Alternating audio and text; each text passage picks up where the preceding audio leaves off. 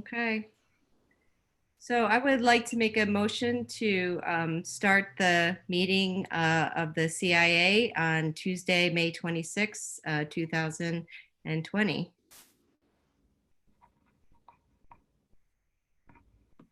Move.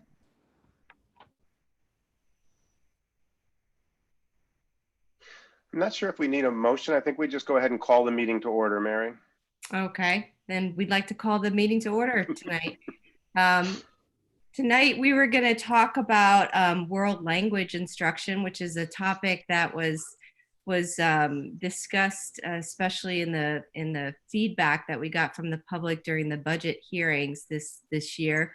There were some questions about the curriculum and the amount of time that we spend, especially at the elementary school level, in this study. And so we decided to devote at least part of our time tonight to discuss this. So I'd like to turn the meeting over to Dr. Crystal to see, kind of get an overview, an update about what our schools are doing with this topic and give us a little bit more information. Thank you, Dr. Best. I'm going to turn the presentation over to Jarlay Jones. She is one of our PLES teachers. She's currently at Calvin Leap. Did I get that right, Jarlay? Calvin Leap? Yes. And yes, she's teaching Spanish at the elementary level right now.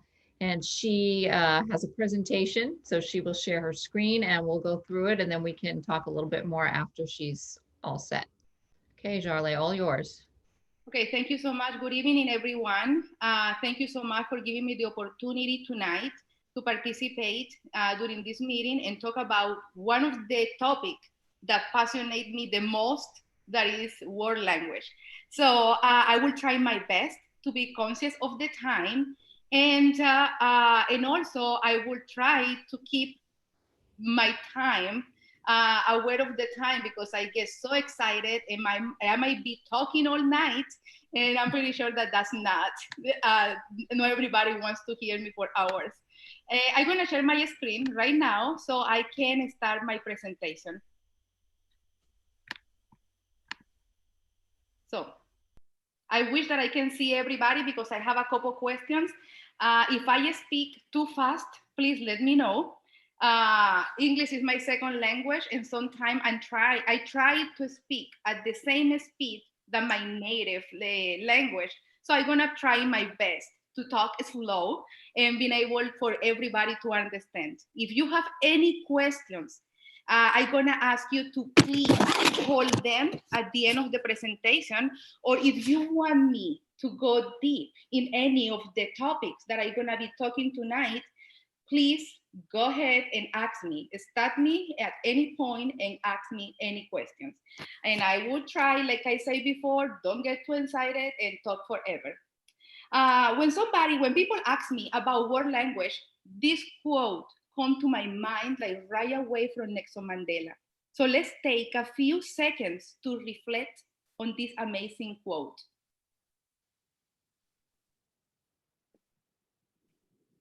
I was gonna ask everybody, because I'm not gonna be able to see right now all of you. I can see just 5 of you right now. I was gonna ask you because I'm wondering about how many of you started studying a language in high school. How many of you in middle school? What about elementary school? Okay, so everybody started between middle school and in high school, or the few that I can see right now. Okay, so my next question is the next one. How many of you could speak that language when you left high school? So 1, 2, let me say, I'm gonna count the screen. 1, 2, 3. 3, okay, three people.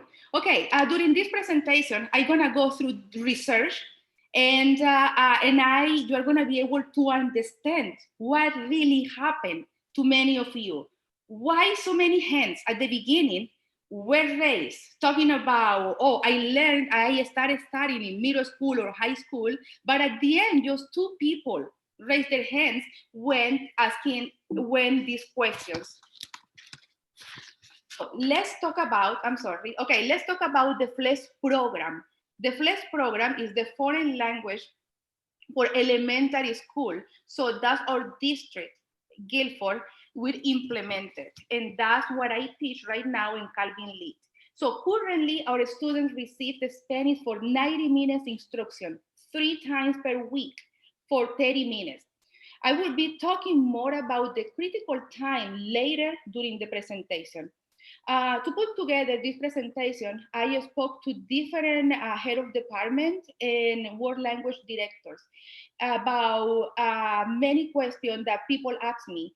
Why Spanish 3 times a week? Why in some districts Spanish is 4 times a week or even 5 times a week?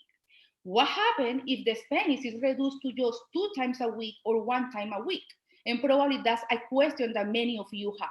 So the answer when I asked about 2 times per week was about it's not worth doing because there is no bilingual benefits in having a Spanish just twice a week. There is no bilingual brain benefits because kids are not getting enough exposure to 90% in target language. There will be no time for Spanish teacher and for the kids to dive deep in the contest. What about once a week? That's another question. So the learners will be know about to meet the language goal that the community, parents, and administration will expect. So there is a risk that the language teacher, because the language teacher has to see so many classes in a week and will be constantly reviewing the language from the week before and have so little time for new content.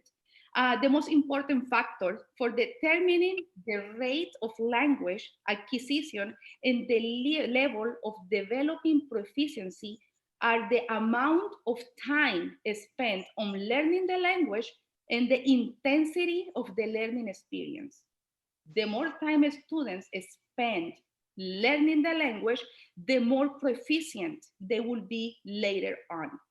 That makes sense, right? So the time spent in learning and the intensity is the key. And that's why many of you probably don't speak the language right now.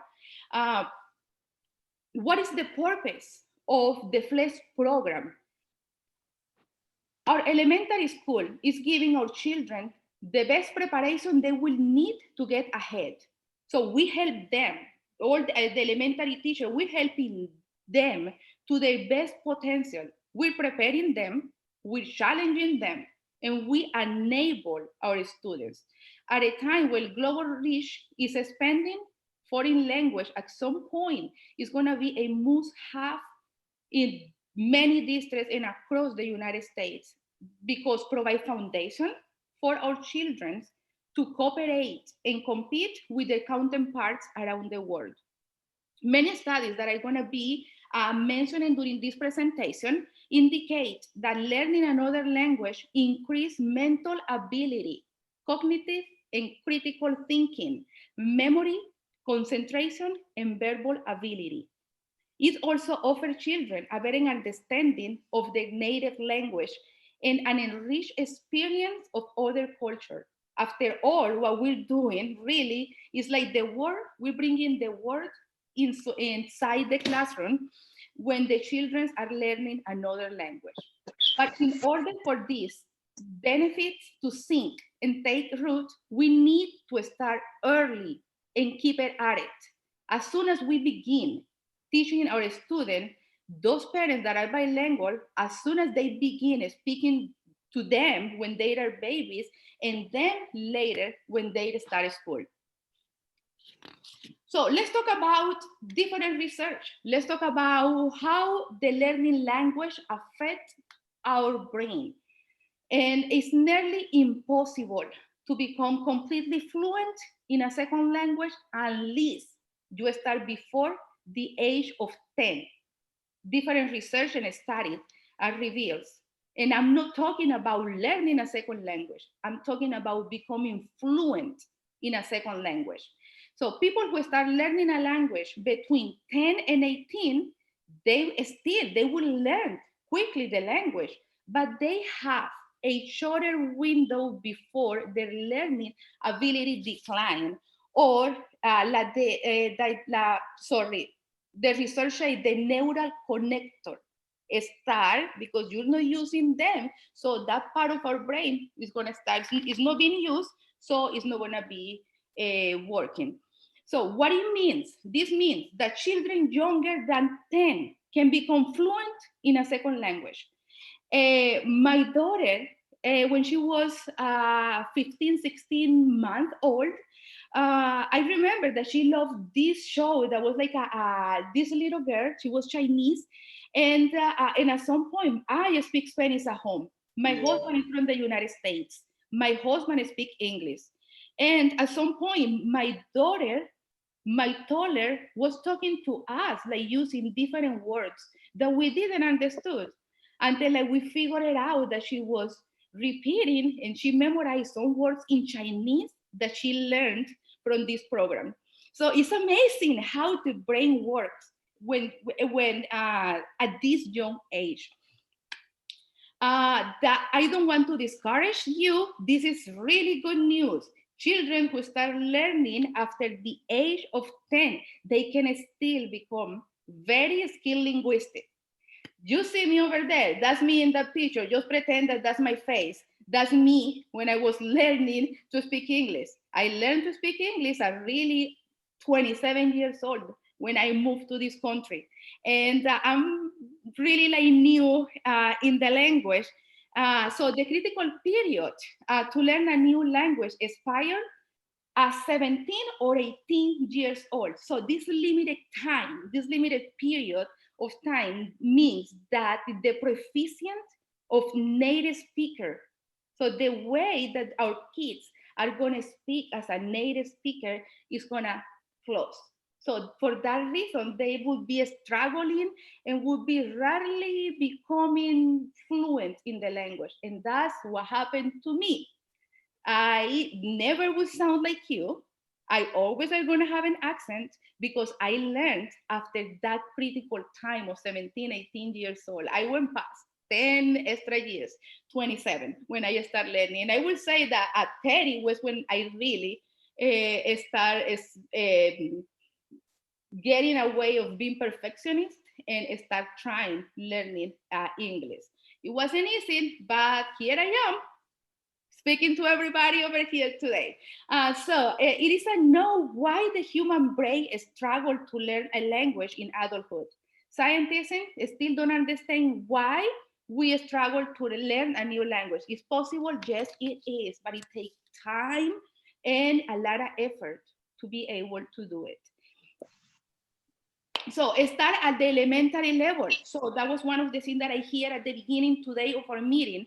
So I would love to invite you. If the situation would be different today and we won't be under this quarantine and COVID-19, I would love to have every single one of you visiting my class of any of the other elementary school and experience firsthand 100% immersion in the target language. You will be able to see how it looks like, how sounds like, and how it feels like. You also will see how confident our children are.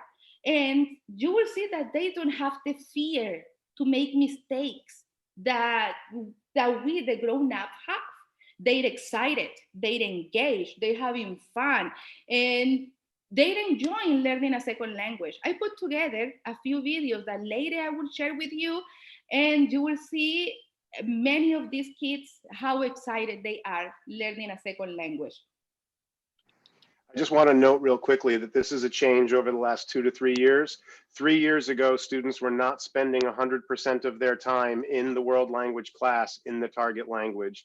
They were receiving most of the directions in English. They were doing maybe some activities in the target language. At this point, across the elementary schools, we have moved close to 100% in the target language when you're in the language classroom. Directions are given in Spanish, activities take place in Spanish, the teacher speaks in Spanish. I know that one year Jarlay's younger students, the kindergartners and first graders, were surprised in December when they realized she spoke English.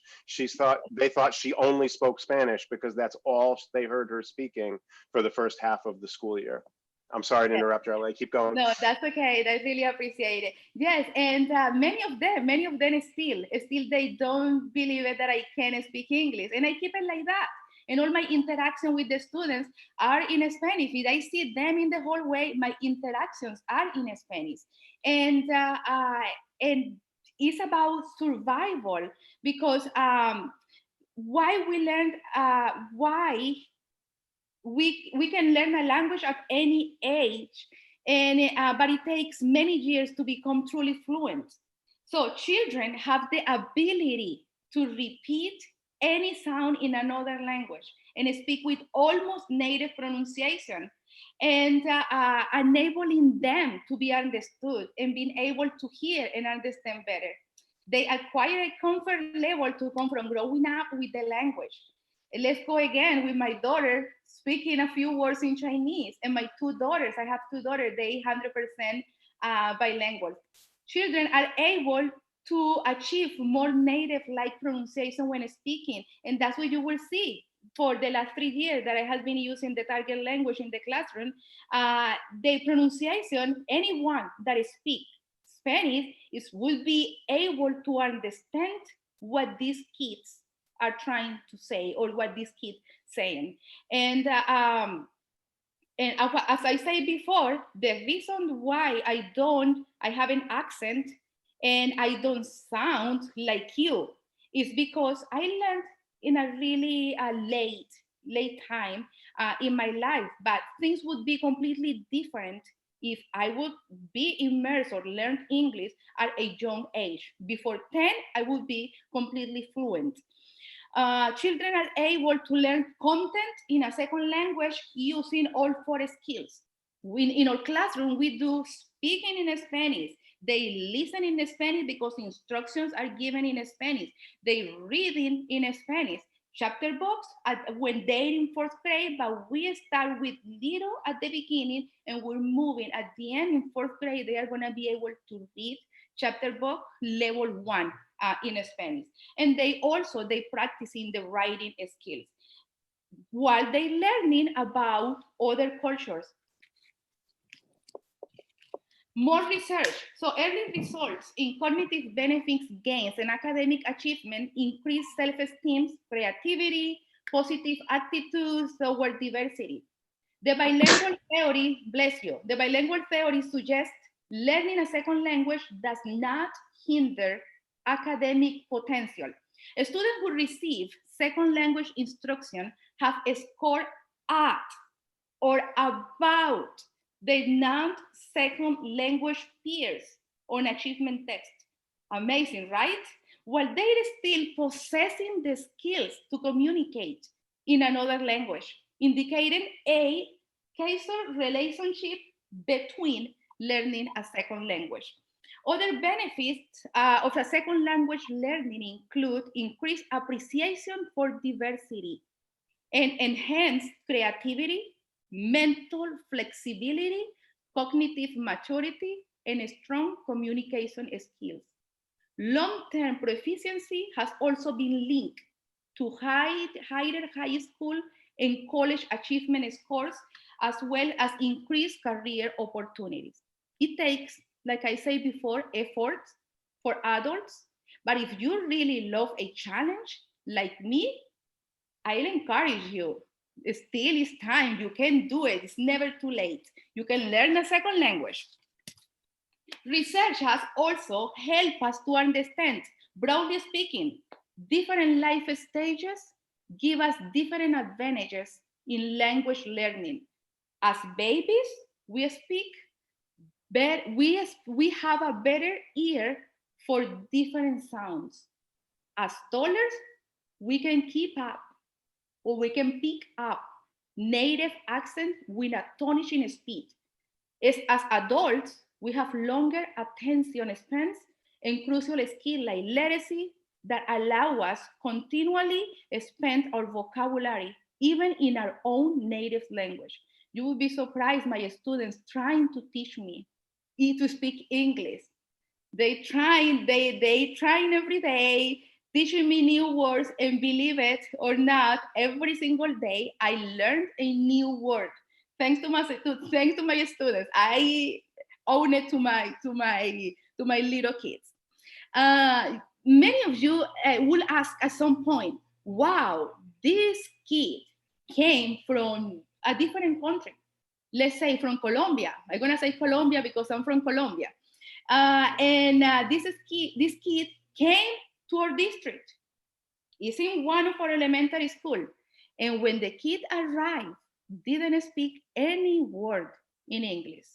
And you will be surprised because many people say, wow, 2 months later, this kid is already speaking English.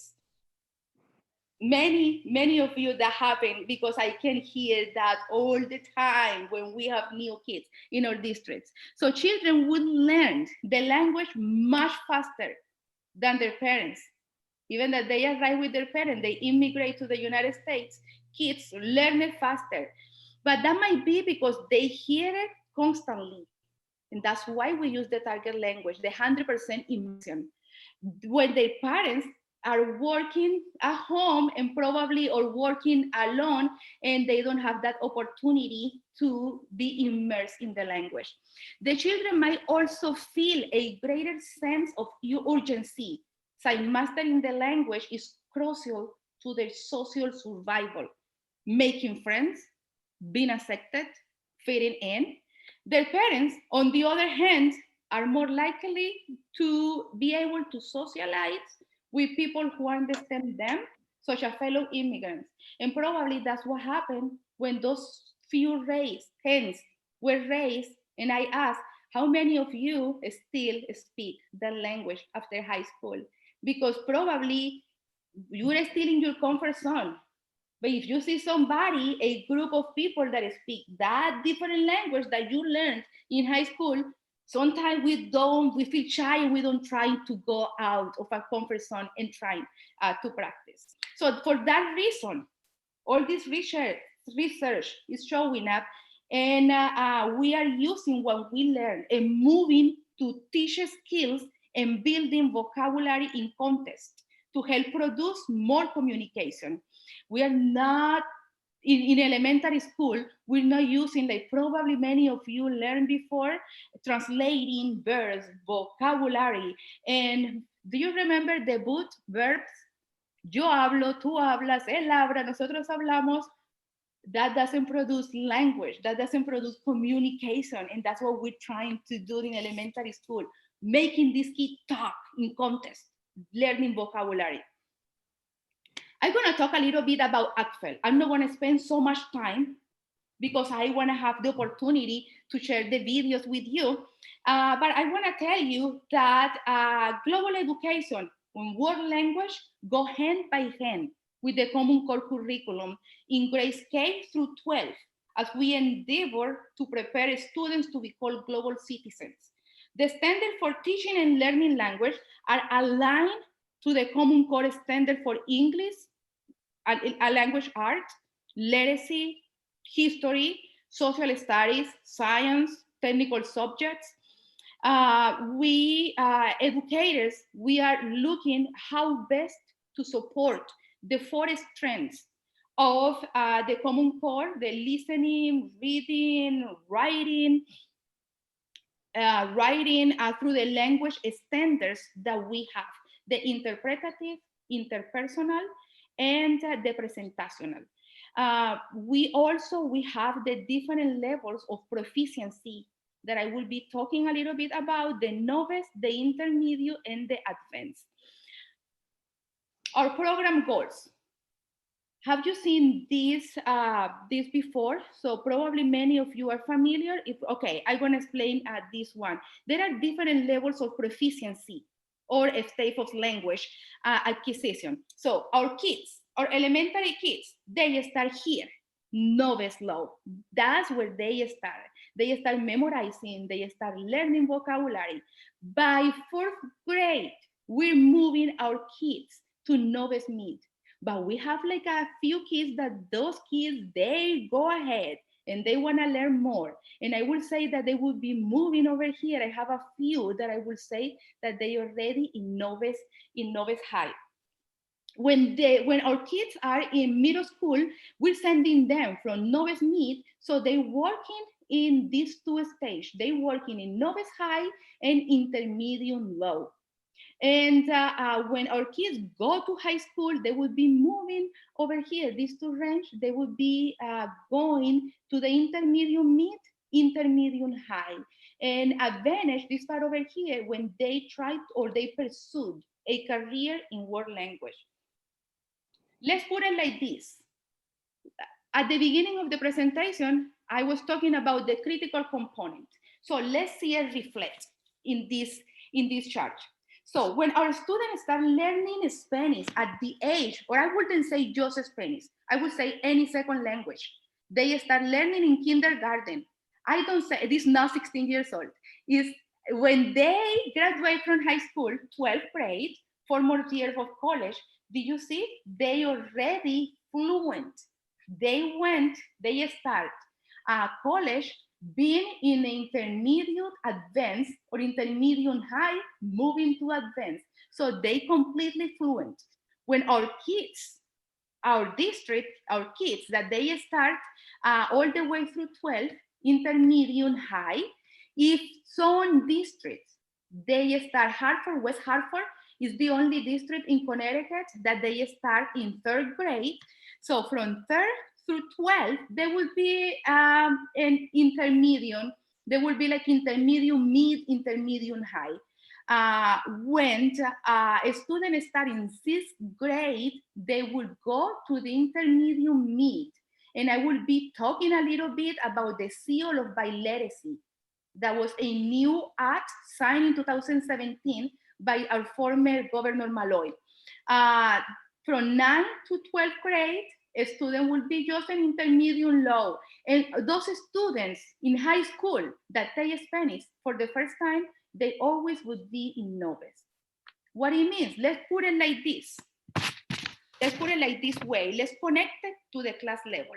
In high school, did you see our first graders are here? They start here and they will be moving to level 2. But those students that start in 9th grade, they start here, level 1. And they moving to level 2.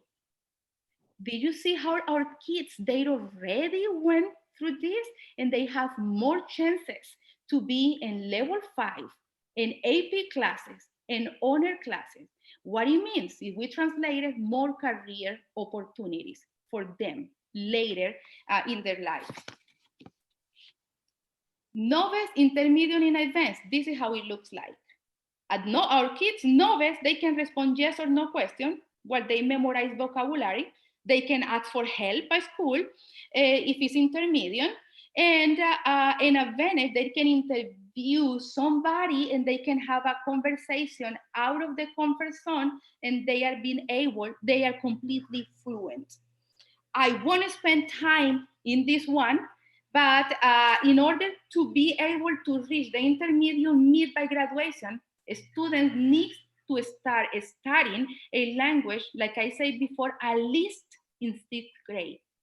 Think about how far our students are because they start learning Spanish at elementary school. These are a few districts. The list go on, but you can see that here in Connecticut, how many districts adopt the FLEX program? Many of them starting in kindergarten. And like I said before, West Hartford, 3rd grade, and even Waterbury, they teach Japanese. I don't know why Japanese, but it's really exciting that they learn a new language. So let's go with the fun part. Let's go with the fun. Let's see our kids in action. Let's see how the 100% immersion work for us. You will see in these videos, you will see connections. You will see our students doing research, doing presentation in Spanish. You will see instruction given in Spanish. You will see our students making connections with math, counting by 3, by 5. You will see our little one connecting to body parts and many different subjects. You can see reflected in all these videos The purpose of the FLES program, just in action. I make a few videos. This one was before COVID-19. And after this one, I will show you what are we doing right now through this distant learning, because probably that might be a question. How can you keep it? How can you keep the immersion during this situation? Okay, let me show you these amazing videos.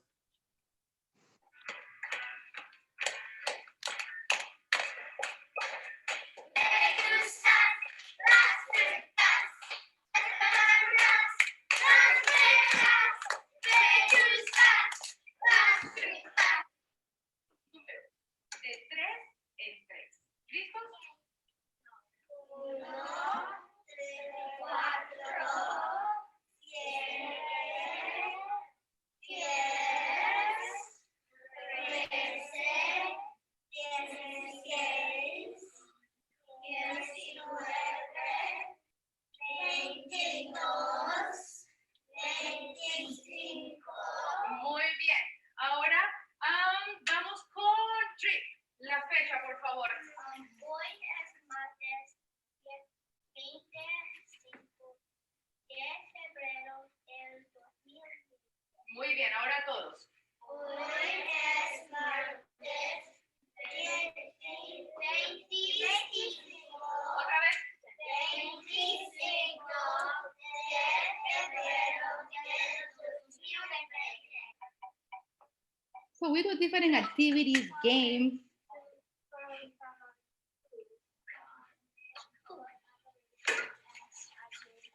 Y media.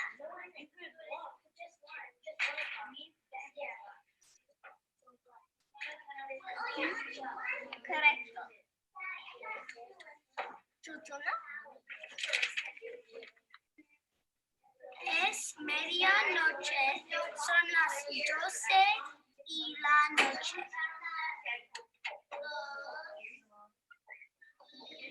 Correcto. ¿Tu turno? ¿Tu turno? Hola, Niall y Johnny. Hola, Will y Johnny. Second graders. ¿Cómo estás, Niall y Johnny? Bien. Feliz. Bien.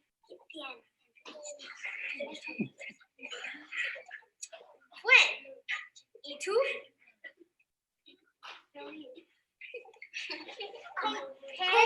¿Cómo te gusta sandía, Niall? Sí, me gusta sandía. ¿Y tú, Johnny? Sí. ¿Te gusta las... Mi vivo es Zaragoza. La vida en Zaragoza. Por Domenico Valentino. Zaragoza. Zaragoza está en noreste de España, en Agro. La temperatura media en Zaragoza es 70.5 y 4 estaciones es Zaragoza. Estaciones. Largos fines. Me gusta visitar nuevo educación de origami en Zaragoza. ¿Por qué es educación? Proteína. Ejemplo de proteína. Ejemplo. Mackenzie. Do you see how excited they are? Pero siéntate con las piernas cruzadas. Trip. Muy bien, Harrison. Repite. Muy bien, Elliot. Excelente. Excelente. Ok, muy bien. Oh, ya. Cero. Uno. Dos. Ejemplo de lácteos. Lexi. Muy bien. Devin. Muy bien. Connie. Muy bien, Jake. Perfecto. Semi. No sé. Oh, no, así. Siéntate.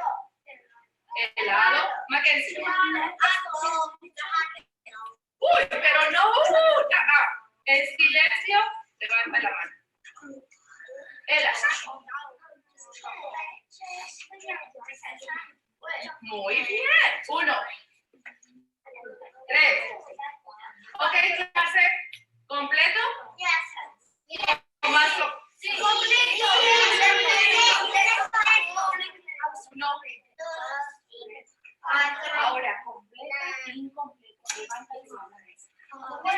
So as you can see over here, all the instruction, and even when redirecting them, all the instruction are given in Spanish. Now let's watch after all this distance learning. It still has been challenging, but hasn't been difficult for them because our kids know that that's the way we do it. So I divided by grade levels, grade 1, grade 2, grade 3, and grade 4. And you are going to be able to see what they're doing right now. Hola, señora Jones. Esta es mi perro. Estos son uno perro. Mi perro se llama Lady. Mi gato se llama Augusto. Hola, perro. ¿Qué te pasa? Me duelen las orejas.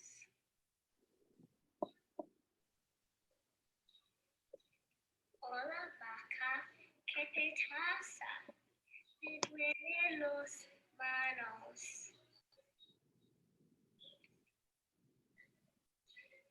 Hola, oveja. ¿Qué te pasa? Cabeza. Odia el pie. Odia el pie. Our future student, kindergarten, soon.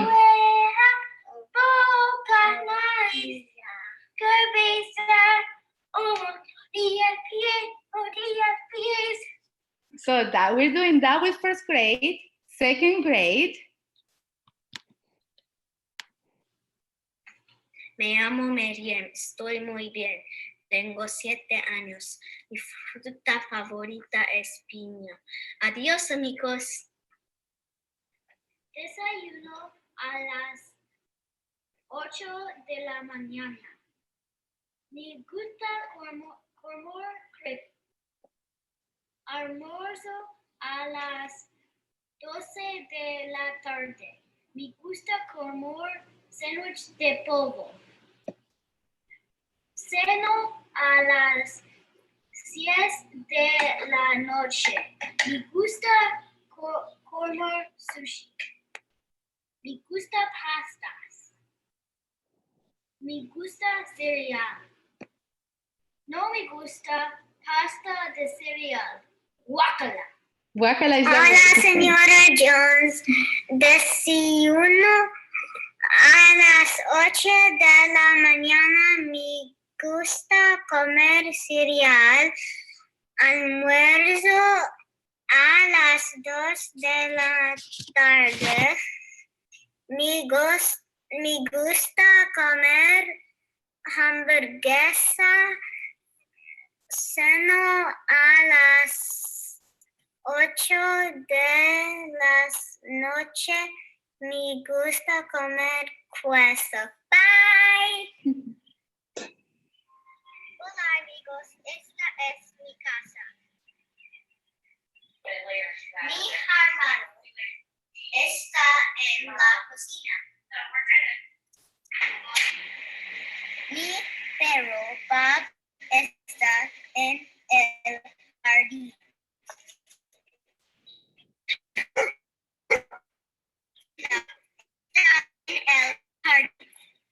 Mi mamá y mi hermana están en la sala. Mi papá está en el dormitorio. Adiós, amigos. Hola, me llamo Madison. Estoy muy feliz. En un mes cumplo 8 años. Mi fruta favorita es las cerezas. Hablamos más tarde. Adiós. Bienvenido a mi casa. Mi hermana está en el dormitorio. Hola. She's kindergarten. Mi mamá está cochina. Guácala. Mi cerdo está los esquileros. Mi popo es la baño. Mi papá está en la comedor. ¿Qué es la rosa? Adiós, amigos. So you can see also that parents are participating with our kids to keep it fun. Let's go now with third grade. Hola. Desayuno a las 8 de la mañana. Me gusta panqueques. Almuerzo a las 12 de la tarde. Me gusta comer pizza. Me gusta comer queso crema. Ceno a las 6 de la noche. Me gusta comer hummus. Me gusta comer bistec. Adiós. Hola, me llamo Matt, me despierto a las 7 de la mañana. Desayuno a las 8 de la mañana. Hola, desayuno a las 8:40 de la mañana. Me gusta comer panqueques. Almuerzo a las 12 de la tarde. Me gusta comer hamburguesa. Ceno a las 6 de la noche. Me gusta comer tacos. Me gusta el espagueti pollo. Me gustan las sandías. No me gusta espagueti de sandía. Guácala. Hola, me llamo Luke. Despierto a las 7:30 de la mañana. Desayuno a las 8. No voy a la escuela. Soy siempre a la escuela. Comienzo a las 9:15. Como a la 1 de la tarde. No voy a la casa. Soy siempre a la casa. No estudio. Cenos a las 7. Leo a las 7:30 de la mañana y durante todo el día me acuesto a las 8:30. No duermo nunca. Adiós, amigas. And finally, we have our fourth graders that you will see how we have been building vocabulary starting from the beginning, just like small sentences, and we're building and they becoming more and more comfortable with the language, the pronunciation, the speed. So let's go with the fourth graders. Hola, me llamo Abby. Tengo 9 años. Tengo pelo corto. Tengo pelo café. Tengo ojos color marrón. Yo soy alto. Adiós. Buenos días, me llamo Jillian. Tengo 10 años. Tengo pelo rubio. Tengo pelo lacio. Tengo ojos color café. Yo soy mediana. Adiós. Buenos días, amigos. Mi gato se llama Luke. Mi gato tiene ojos color verdes. Mi gato tiene pelo café y negro. Mi gato tiene pelo mediano y lacio. Mi gato es hambriento, gracioso. Mi gato le gusta comer. Adiós, amigos. Buenos días, amigos. Mi abuela se llama Denise. Mi abuela tiene ojos color azul. Mi abuela tiene pelo rubio. Mi abuela tiene pelo mediano. Mi abuela tiene pelo rizada. Mi abuela es inteligente y simpática. A mi abuela le gusta conocer. Adiós, amigos. So our parents are also participating. So this is really excited to see them supporting also the world language and supporting their kids' education. Uh, Finally, our key takeaways. Before I end this presentation, I want to make sure that these three key takeaways that everybody leave today, or stay at your home, but remember this. First, the benefit to students who participate in learning a second language. Why we need to begin early in our elementary school. The younger, the better. They're ready, they're excited, as you could see. In end, the importance of following ACTFL instructional recommendations related to students' outcomes and at least 100 minutes instruction per week. We're doing 90 minutes. So we are preparing our students to become great linguistics and fluent in another language. Did you know that Spanish is the second language more spoken in the world? This is not updated. We have more than 500 million people that speak Spanish in the world. Muchas gracias a todos y preguntas. I'm gonna stop sharing my screen so I can see everybody. Thank you, Jarlay. That was a fabulous summary of the information about world language at the elementary schools. And I'm going to open it up to anybody who would like to ask you some questions. Yeah. Oh. Hi, thank you. That was really helpful. I think you really made a great point about starting early. Actually, I think the videos from the home really illustrate your point because you can really hear the kids progressing, saying some of the same things, but the way they're saying it, the fluency and the vocabulary, I think that clearly was progressing. I was curious about you said we've been using an immersion only sort of teaching instructional method for 2 years. And I was hoping you could talk a little bit about why you made that change, why we shifted and the benefits as well. Okay, first I want to tell you that that's the way that I do my classes. I always in my career, I have been teaching 100% in the target language, but I start working in the district 3 years ago. I started Melissa Jones, and it was something new. I remember that when Dr. Freeman hired me, that was one of the things that I told Dr. Freeman, I teach 100% in the target language. And I invite you to come to my class. Do you remember, Dr. Freeman? And that's the way that I did it. Dr. Freeman went one time or a couple of times. He stopped by and he could see that was possible. That was possible. Many people, probably many teachers, they don't believe or they didn't believe that was possible giving instruction 100% in Spanish. But when they saw that it was possible, I proved many people wrong and that kids are reactive. Kids, they were engaged, they were excited. And all the research that I was talking about proved that it's easy for them to learn in such a young age. The younger, the better. We have been using the FLES model for some time. The disconnect was that we were espousing that we were using the FLES model, but much of what was occurring in the classroom was occurring in English.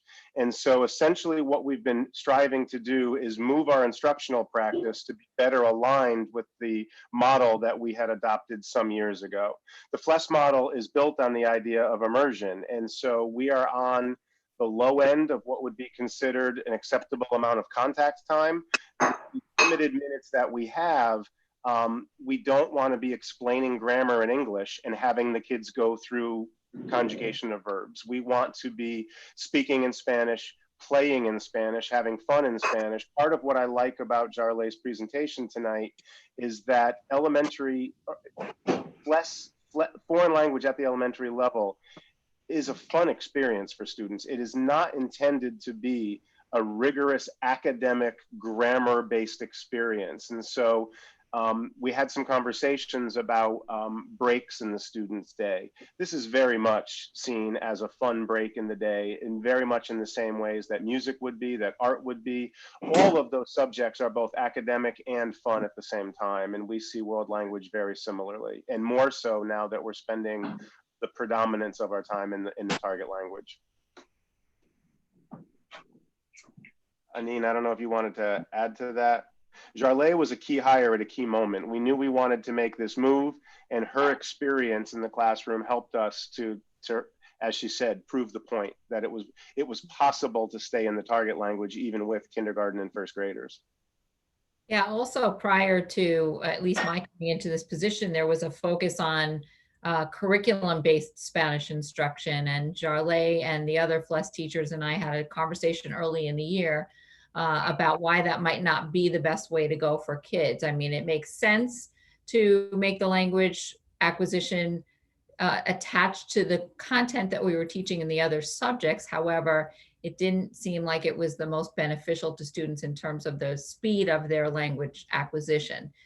Charlotte, I know if you want to add to that, we had talked a lot about switching over from curriculum content-based instruction to conversational type of speaking in Spanish. Yeah, because we're trying our kids to produce language. We're thinking, and this is like a global world right now, 21st century. And our kids have so endless possibility to travel. So we're teaching a language that students are going to be able to use it.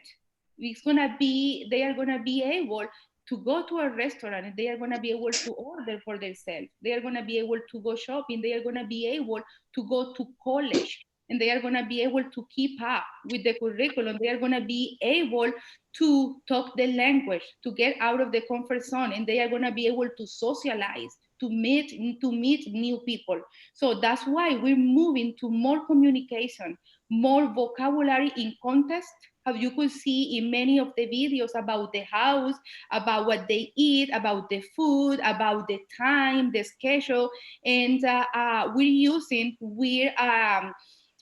like math to be able to also, like, in context with the world language. We're using science, so the students are learning also science, but in Spanish, they learning about geography. Like right now, our fourth graders, they're learning about the 21 different Spanish-speaking countries, and they are doing research, they talking, they creating videos talking about the countries, choosing one country, talking about the country in Spanish, talking about their food. They're researching, so they're learning more about culture and about the diversity that we have. Any more questions? Just something to. Oh, someone started. I think we should go with the board chair first, and then we'll go with Principal Slowly. Oh, sorry. First of all, I would like to join one of your Spanish classes, if I might. I might look a little out of place, but or the other wonderful teacher we just saw in the video. I mean, both of you would engage me within seconds. It would be wonderful. I am so impressed by by listening to those students speak in those videos. So I raised the question again, which may not be a question for tonight, but how we then transition these kids into 5th grade and moving on. I think there has been a historical concern on the board about these transitions with some personal experience, and we always have to be careful when we're, looking at our, in my case, 2 kids, N of 2, and thinking that that is the experience across the board. But feeling that they've had this wonderful experience in elementary school, and then sometimes things revert back when we get to level 1, right? And so I just encourage, I would love information at some point on how we're improving those transitions, because what I just saw in those videos is really just so impressive and makes me think that when kids walk into 5th grade Spanish, starting at the basics, and that may not be what we're doing anymore. So let me be very clear. My kids are now in college and beyond. Let's make sure we take the excitement that we just saw in those videos and have that be a way that we're propelling them forward instead of kind of creating a halt when we get to 5th grade or beyond. We wanted to highlight the progress that's been made at the elementary level, but we could absolutely schedule another conversation to continue looking at how this continues and moves through vertically through all the grade levels. You know, I do want to point out, it was a point that Jarlay made early on.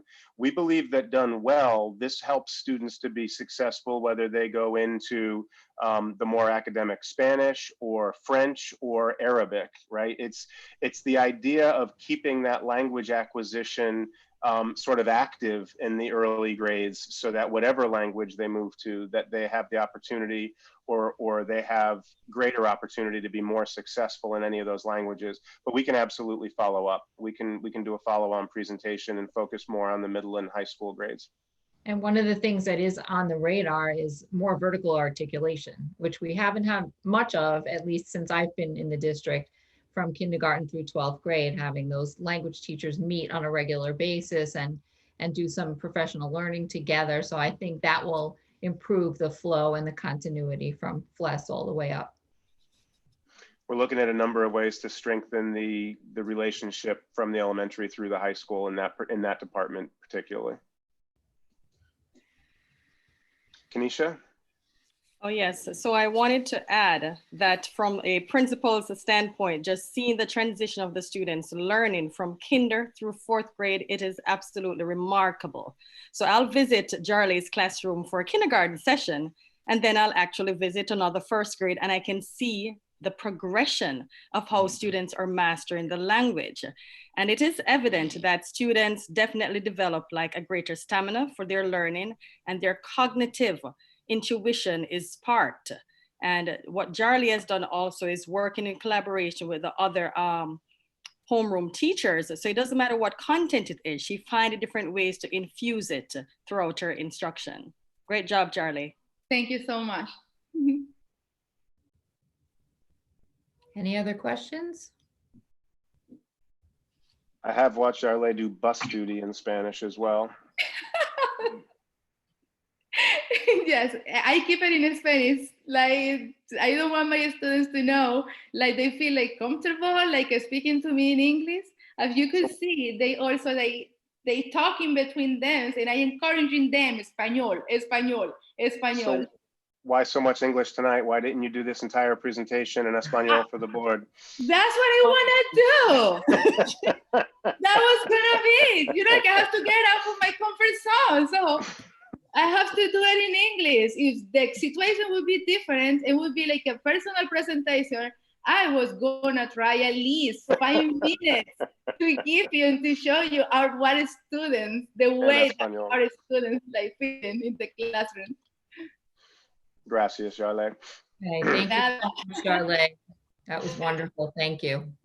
Thank you so much. Thank you for inviting me. Thank you for the time that everybody of you was like also like listening to me, and I told you this is my passion, and I was so excited and I'm in and keep building this amazing program and supporting our kids. Thank you. So we're going to switch gears a little bit, and we're going to go to the district professional learning. And I don't want to take up too much of your time with this because I know you have another meeting to go to after. You should have received this district professional learning document. Would it be helpful for me to share my screen, or yeah, we'll do this screen sharing. Excuse me, Dr. Cristor, do you want me to still be present? You don't need to. You don't need. You're welcome, but you don't need to stay, Jarlay. Thank you so much again. Adios. Bye, everyone. Okay, can you all see my desktop? Yes. All right. So this is a summary of all of the professional learning, pretty much all of the professional learning that we had planned for the year. And if you have a copy of it, you can see going down to March 10th was the first session that we had scheduled that had to be canceled because of the distance learning switch. So starting at the beginning, you can see that we started with our retreat, and the first several presentations were done at our retreat for the administrative staff. Dr. Michael Moody came to our retreat and spoke about equity. We did some work around our foundational beliefs, and we talked about tensions between the dominant and the critical access. We've had quite a bit of professional learning from the Institute for Learning in Pittsburgh, and the next couple of items that you see there were facilitated by fellows from the Institute for Learning. We did get to do all of the work up until the March date. And we also did some work on training to use a platform that allows us to watch each other work, watch videos of coaches coaching, and to make comments and receive feedback on those. And that's what the advanced feedback training was for. We did a series this year, which was something new, of extended professional learning sessions for new staff. And we were planning at the end of the year to talk about how this went and think about whether or not we would want to continue in this form or switch it up a little bit. We typically had about 6 or 7 teachers, new teachers who had just been hired to the district, attending new teacher extended professional learning sessions. We did not get to finish them again because of the switch to distance learning, but this was something that we were excited about and we had planned to do, and we had planned out these topics for the year. Paul, I don't know if you want to speak to that at all, but it was something we had talked about together and we were thinking of continuing. Yeah, I actually mentioned it in the reflection for the board that I provided a week ago. I don't know if it was enough time to get through all of it. We were thinking of it as one of the Plan, Do, Study, Act experiments that we were asking teachers to engage in. So we do want to go back. It was voluntary, but I do think it's something that we want to debrief with the teachers who participated and consider continuing it into the future. For the couple sessions that I made it to, I thought that it was really successful. And I thought that the teachers appreciated having that sort of support group as the year unfolded around them. We moved into the Institute for Learning work on the science of reading, which was something that I was very interested in looking at because of all the new research, well, not new, but all of the research that's been coming to light about how to teach reading. So we started working with a fellow, Dr. Michelle Rimby, from the Institute for Learning, who worked with both the coaches and the principals to begin a discussion about brain research and the science behind teaching students to read. And much of that work that we did early in the year has since been turned around to our elementary school teachers. We were planning to continue in March with another session on word study and vocabulary, but unfortunately we did not get to do that. And it wasn't possible for the IFL to do it for us in a virtual format. So that's something we're hoping that we'll be able to continue doing next year. We also worked with the Center for Assessment, which was a continuation of work that had been begun at the end of last year on performance-based and formative assessment. And we had the science teachers from the middle school together. The session that was done in November was supposed to actually be led by Dr. Susan Lyons from the Center for Assessment, but unfortunately for us, she had a baby. So I ended up doing the session in November, which was really a review of the student work up to that point. And there were so many interesting reflections from the teachers about how students were engaging in these performance-based assessments and what a change it made to their teaching. And we did get to see some of that work in action when we did a learning walk at Adams. So that was really interesting professional learning. We also did some math work. This was the beginning of the math work. We got a PLC binder from the IFL and started working on mathematical reasoning again at the middle school level. So Lori Speranzo is our fellow who works with math. And so she did that. We also had a learning lab, which you can see down here in February, which was a follow-up to the work that was begun in August with Lori. with the middle school math teachers. The Learning Lab was really an incredible experience because we did the morning at Baldwin, the afternoon at Adams, and we got to actually watch a teacher work with their class of kids based around certain lesson design. And it was really enlightening for all of us. Paul may want to comment on this as well. Again, I've mentioned that in the document I provided, but it was one of the highlights of the year. The teachers came away really sort of rejuvenated from it, and the opportunity to watch a real lesson in the fishbowl surrounded by administrators and coaches was it's absolutely something that we need to continue. We had planned on doing a similar one at the high school level with Dr. Allison Escher, focused on ELA rather than on math. And again, we're not able to do that because of the change to the schedule, but it's something we'll absolutely continue working with. I've had a number of other districts around the state expressing interest in how we structured that. And Anita and I spent some time in Milford last summer. They were working on a similar model. I think ours was actually more authentic. I think it may have been better in some ways. And there's been some interest from the Connecticut Center for School Change and other districts on how we managed that with IFL. And so I mentioned before that we were going to be continuing the work with Dr. Michelle Rimby on the science of reading, and we didn't get to do that. The newer principals in the district did some work with Dina Zook-Howell, who was also a literacy fellow from the IFL, to familiarize them with our coaching model, and that did happen. They just had the second piece of that just a few days ago. So that did occur. And the other thing that is noteworthy here is that we did some work with the high school geometry teachers and contracted with Learn to bring their math specialist in. And we did some work with them on ways to differentiate and ways to address the needs of a heterogeneous group of students. And unfortunately, we didn't get to finish that either. We kind of got stopped in the middle before the switch over to distance learning. So that was something that was going very well that we were doing a lot of work on. Important to note that that work was happening after a CIA meeting where we spoke with Donna Podlinski from the high school and talked about how the geometry changes were going this year. That PD, in fact, was in response to feedback that we had been receiving about the geometry rollout this year and some supports that we were recognizing the teachers were continuing to need. So that Learn work was pulled in after one of the conversations we had with you at one of these meetings and continued observations of the teachers in the classrooms after the changes had been made this year.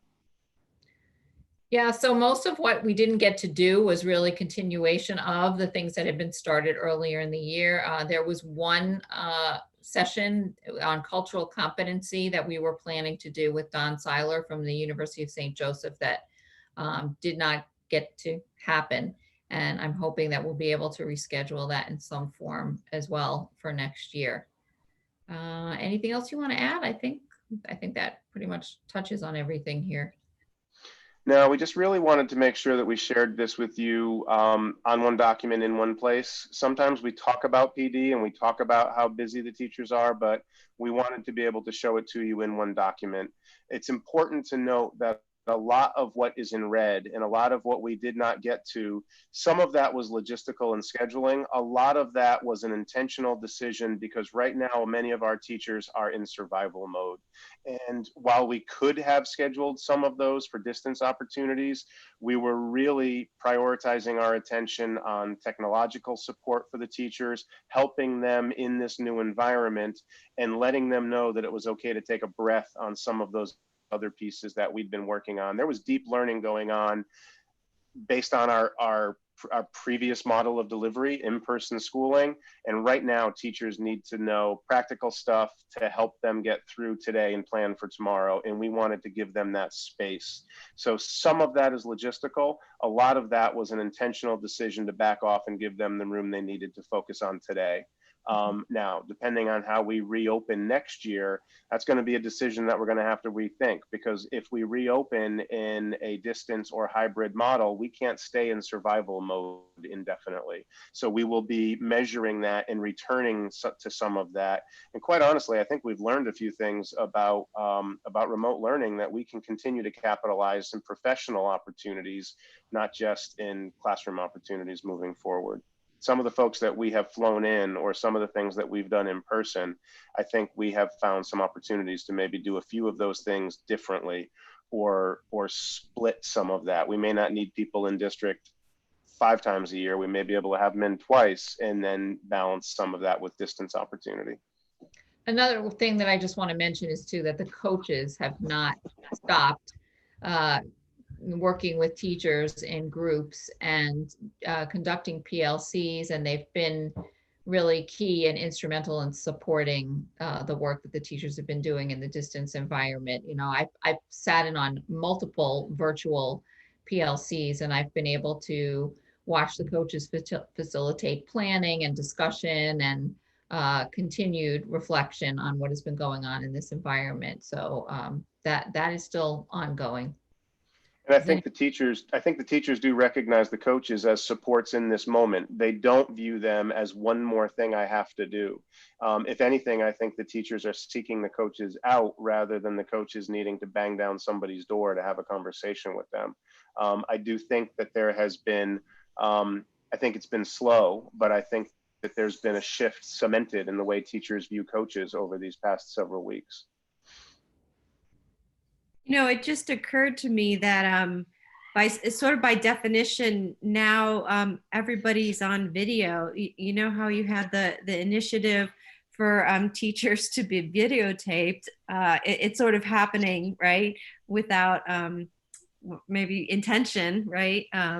So is that something that's being used with the coaches? The sharing of the videos of the teachers, you know, that they're sharing with their students? We were doing a lot of that actually prior to the March date, you know, that platform Inside Advance. Yeah, the coaches were sharing with each other. I shared some videos with Paul. So we were doing a lot of that, but I think Paul is right when he says, you know, we sort of shifted into survival mode. And so I don't think teachers have been and coaches have been as focused on that type of reflection and more about, you know, the tools that they're using to teach kids and reflecting on the way the lessons are going themselves. And I think we're moving in that direction. And should this continue in some form next year, I could certainly see a lot more of that pedagogical reflection happening in the virtual environment. And, you know, the idea that everybody's on video, that's to greater and lesser degrees, right? This is one of those areas of variability. Kristen emailed me, it was yesterday or today, on this topic, and it is something that the community is very much recognizing right now. Some teachers are using video quite a bit and really in really sophisticated ways. Other teachers have not migrated to the platform as quickly or as efficiently, effectively as others have. And those are differences that the community has been really patient about. They've extended us a great deal of latitude and grace around those differences. But again, as we look to next year, if we open in some kind of hybrid structure, we're going to need to think about that. And we're going to need to think about how we support and what we require of teachers around that kind of conduct. There's a lot of baggage that goes around teachers and professional learning and evaluation and video. And so we've got more work to do. And those of you who are hearing that from people in the community, we're hearing it as well. And it's a fair observation. And it's something we're going to need to think about again, because we're not going to be in survival mode indefinitely. At some point, we're going to have to start getting our arms around that. And how do we support the teachers who need the support, and how do we require that kind of conduct? There's still sort of privacy and legal issues that have just been left in limbo around using video from your home and engaging with students in their homes. Quite honestly, even some of the clips that made us smile of those family members, there's people who are uncomfortable about getting a video clip from a student that shows dad in bed under the covers. And so, right, we've still got some pieces to that we're sorting out as a profession, not just as a district, but the differences are coming to the surface as we're in this situation for longer periods of time. Are you able to plan your professional learning development days, you know, given the COVID-19 crisis right now? Are you able to plan forward? Because some of these, I assume, have to be planned well in advance, right? They're on the calendar. You've already approved a calendar for next year. So the 5 full days and all the early release days are already locked into a period of time. Whether we need to make adjustments to that, I apologize for the sirens outside my window. Whether we're going to need to make adjustments to that is still up in the air right now.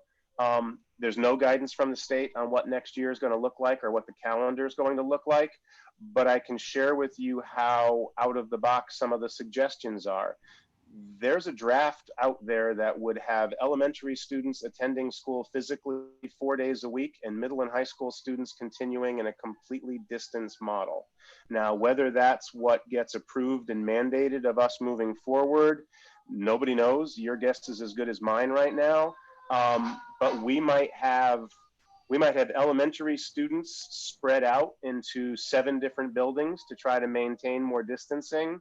We might have elementary kids on completely different schedules than middle and high school kids. I don't know, right? And we usually have 3 days of PD front loaded into the beginning of the school year.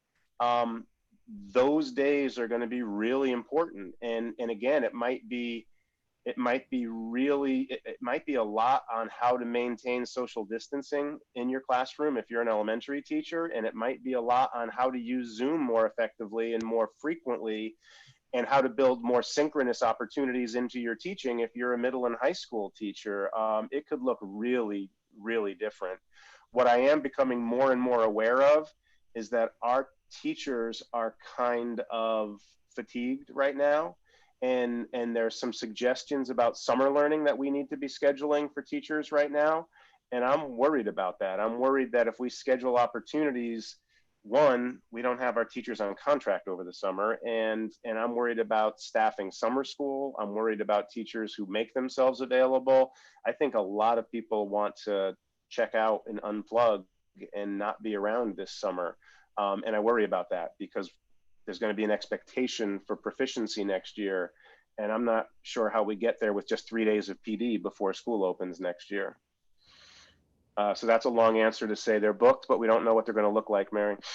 Yeah, I meant the speakers, so because you have speakers coming from other places and things like that, and the logistics of that. But that's, I think you bring in a good point about needing to be flexible about the content, right? And that as well, because we think some of the people who were comfortable traveling in will not be comfortable traveling in. So we may be shifting some of our work to distance work with those speakers. We do continue to have existing relationships and expectations to continue work with IFL and with the Center for Assessment. Their work should be rolling into the high school level next year, and with Insight Education. So yes, we've got some people penciled in. We're just not sure exactly what it's going to look like. I apologize for answering a completely different question than the one you asked. It's okay.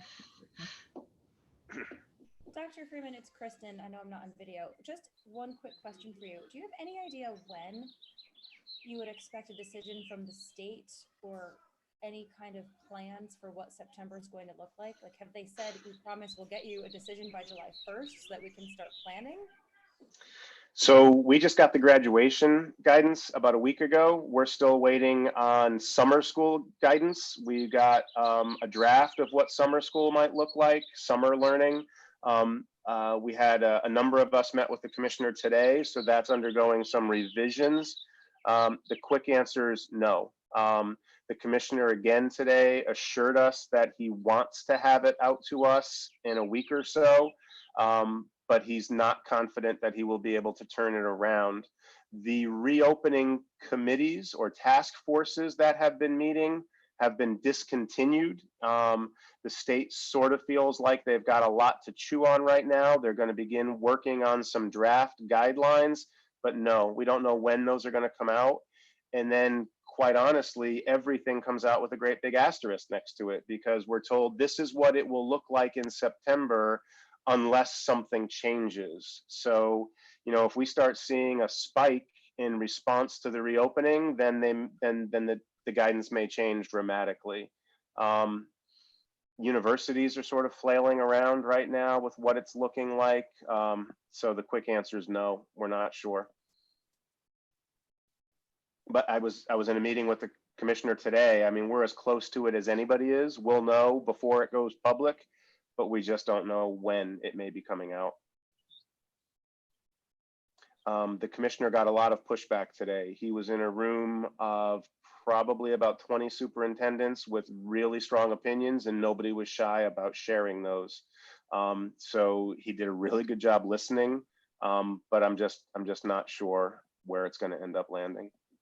Well, can I ask out of curiosity, was there sort of a consensus with the superintendents? Was there a strong unitary voice, or was there So- a lot of differences?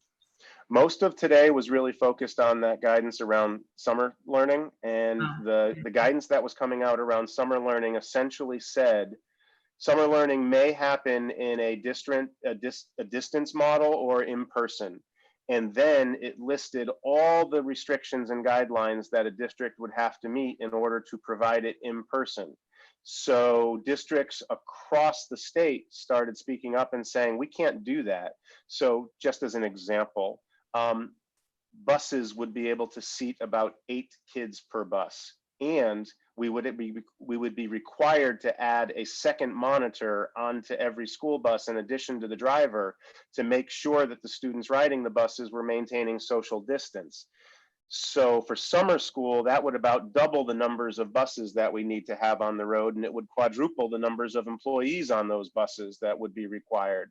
And we load the buses less completely in summer than we would in September. So it just, to meet the guidance that's being put out there, becomes untenable, right? And we'd be looking at spending for summer learning, we'd be looking at quadrupling or I don't know, we'd be looking at spending so much more on our summer spending and not knowing what we're getting into when the actual school year starts. So there was a lot of resistance statewide.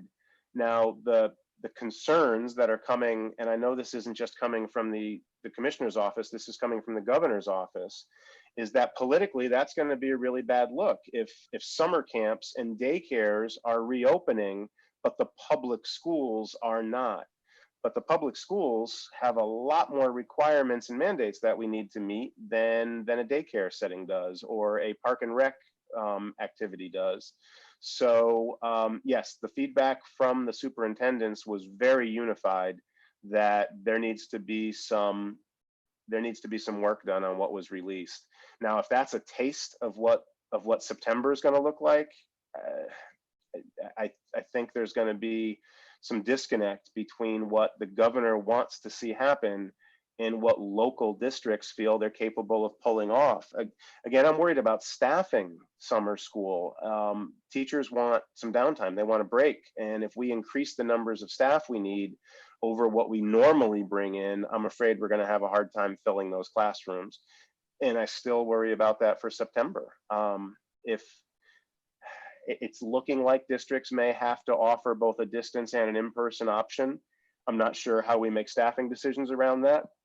I'm not sure what the decisions would look like if we offer an at-home version of grades K through 6. I don't know if we should expect one section to fill in each of those, or if we should expect 4 sections district-wide to fill in each of those.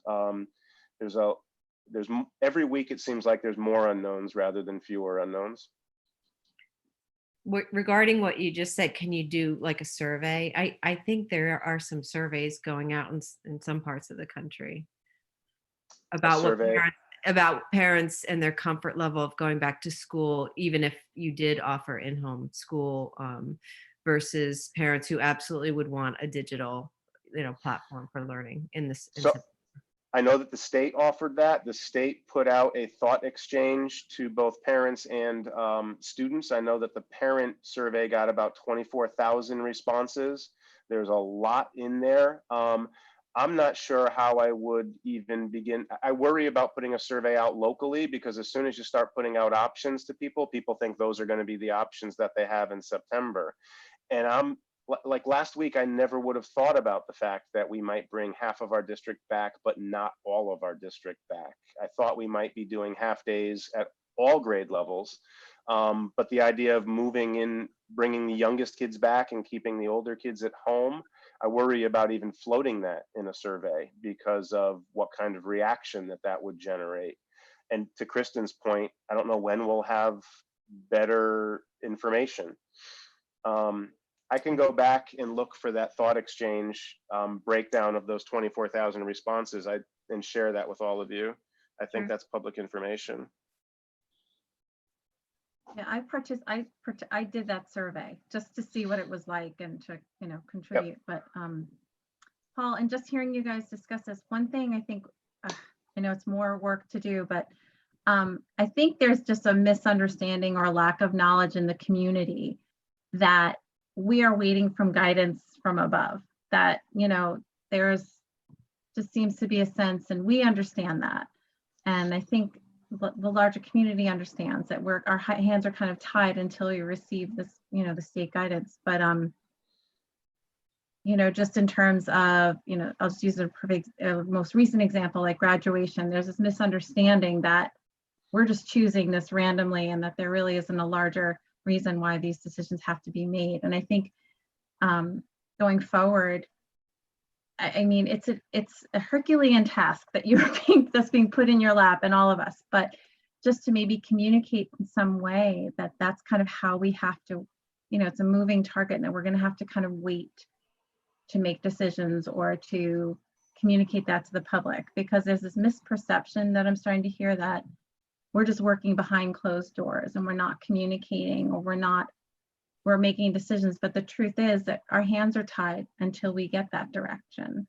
And I don't know how we communicate that, but, and it's not a criticism at all. It's just the fact. And so, yeah, it'd just be helpful, I think, in some way, shape, or form. I don't know how we do that. Yeah, me neither. I don't know how to say it more clearly, but I think maybe we just need to say it more often. Maybe we're not saying it frequently enough. On the other hand, I'm trying careful not to look like we're blaming the commissioner or blaming the governor. All right, but yes, maybe we need to be more clear and more frequent in the fact that we are. And then, another piece that is sort of confounding to this is that then when some of the information comes out, it's guidance, but it's not direction.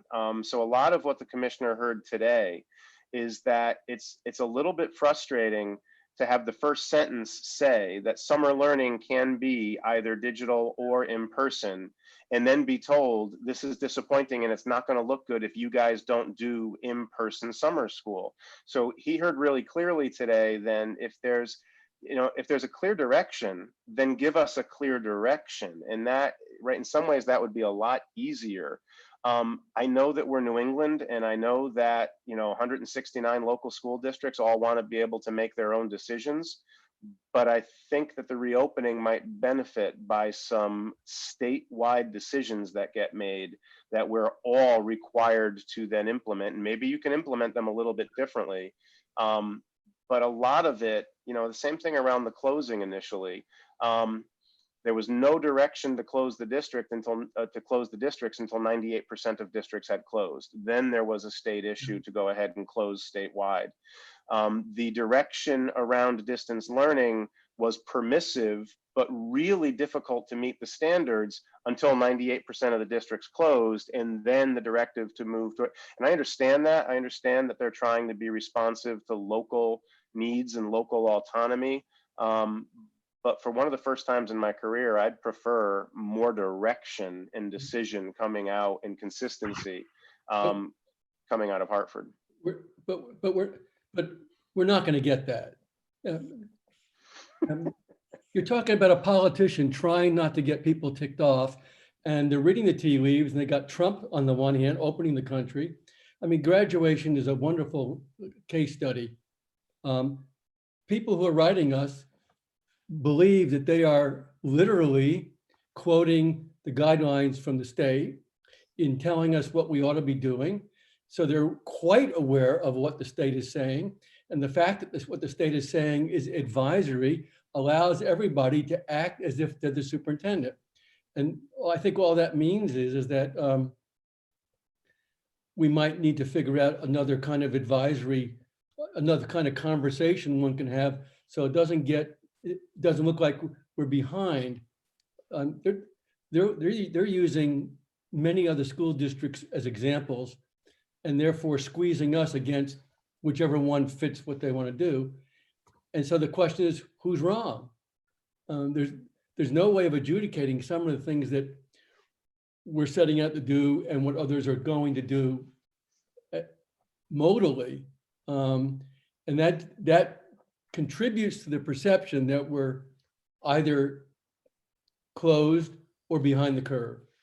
And so this is dynamic. And the question is, how can we make a more dynamic process so that we don't get caught up in the second guessing issue?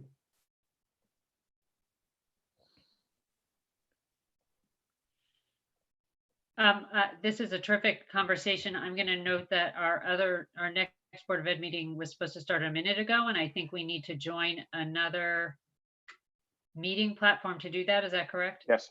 Yeah, we need to leave this invite and we will reconvene on another scheduled meeting. Okay.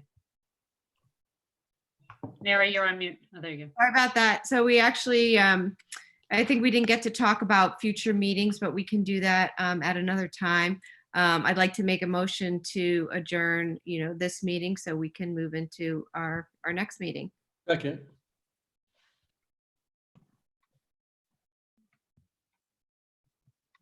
Okay. I saw a unanimous vote, so I'll see you all at the next meeting. Okay. Okay.